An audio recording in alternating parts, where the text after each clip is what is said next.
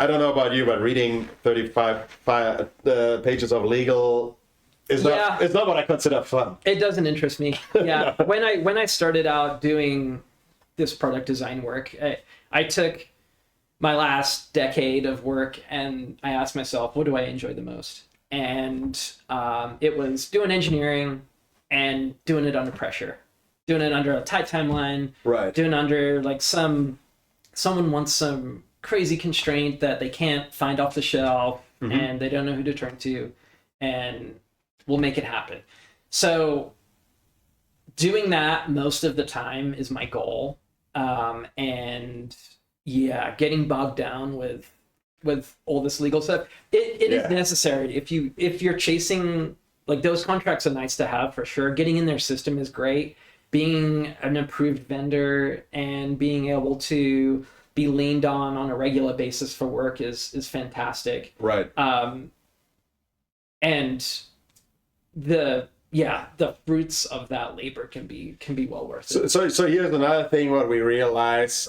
So sometimes you do not follow up on certain things. You send an email to somebody, say, yes, I'm interested, but maybe later.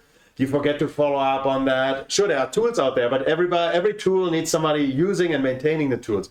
And you're losing business. Yes. And in many cases, once we're like, oh, I forgot to follow up with this guy, I'll check in with him or her. Yes. And they're so happy. It's like, thanks for getting back to me. Right. Or it's a great timing. Let's do it now. Right. So what we learned is it's like this follow up. You have to send invoices. And unfortunately, not everybody is paying right away, right? So that's another thing, especially large companies. They have the breath to sit it out sometimes, right? So you have to follow up on that. You have to send them reminders. Some companies are just like so deep in problem solving, they just forget about it, right? So you have to just follow up with them. So we actually decided to get some help on that, and we have somebody on board who is really helping us with that. And I can totally recommend that, because when you see it's like how much time of your valuable engineering hours you spend on administrative work, which you A, don't like, right? You B, probably not good in it, and C, somebody might fulfill A and B. So why not outsource it or bring somebody in to help with it? So this is something we learned, which was really good. So this administrative support, structured reminders, writing offer letters. Right. Once you write like 3, 4, 5 offer letters, you realize they're fairly similar, right? So of course the topic is different, but the layout is the same and the style is the same. So, but how do you bill monthly? So this is a thing we actually do very, very flexible, usually monthly. But I have other like long-term, low-hour contracts, which I bill over threshold. So, I mean, I'm talking literally about like 10-hour contracts. Yes. Which sometimes they take 3 weeks, sometimes it takes 3 months.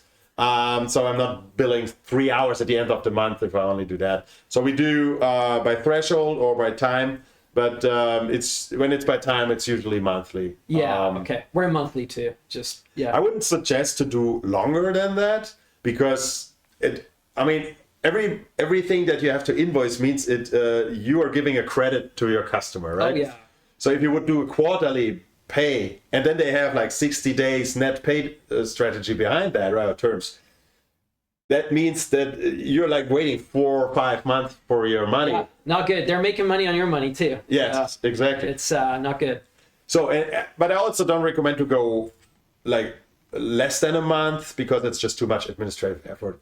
And I don't think your clients will like that if you invoice them by the week, right? Right. Yeah, again, it depends. Like some startups, if they're counting pennies, bootstrapping, they like... I have a heart for startups. Yeah, so I'm actually much more easygoing with startups. Right. And just, of course, with the hope that at one point they make it. Right.